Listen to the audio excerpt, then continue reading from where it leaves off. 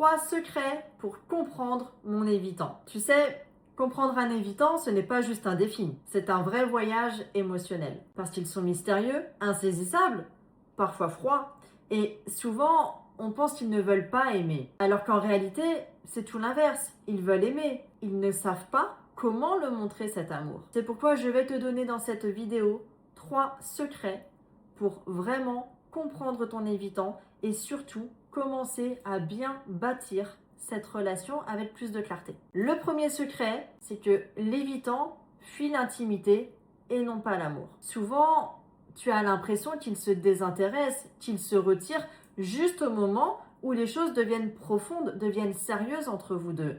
Mais en réalité, ce n'est pas toi qu'il fuit, c'est la vulnérabilité. Quand la connexion devient intense, à ce moment-là, il panique intérieurement parce qu'il associe l'intimité à un risque.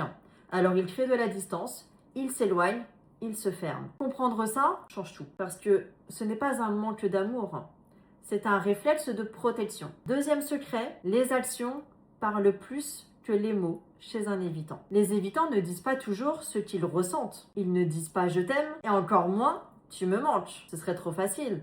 Mais ils montrent leur attachement par des gestes subtils. Ça peut être un message anodin, ça peut être un petit geste de soutien et même une attention si discrète que tu pourrais presque la manquer si tu ne fais pas attention. Mais si tu observes bien, tu verras qu'il t'aime, mais à sa manière.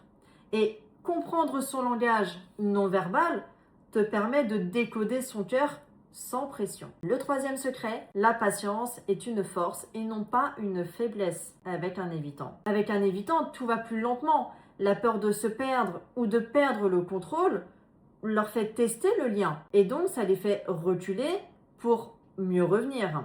Mais tu ne peux pas le forcer à ce moment-là à s'ouvrir à toi. Par contre, tu peux être une présence stable et rassurante pour lui apporter ce sentiment de sécurité. Ta patience devient à ce moment-là un signal de sécurité. Donc quand il sent qu'il peut revenir à son rythme, là, il ose enfin se montrer tel qu'il est. Et c'est là que la vraie connexion commence entre vous deux. Comprendre un évitant, ce n'est pas chercher à le changer, mais c'est comprendre ses peurs, c'est lire ses gestes et surtout c'est respecter son rythme. Et si tu fais ça, clairement la relation peut devenir plus profonde, plus authentique et bien plus vraie en fait. Rappelle-toi que aimer un évitant, c'est aimer avec clarté, patience et surtout empathie et non pas avec contrôle ni pression.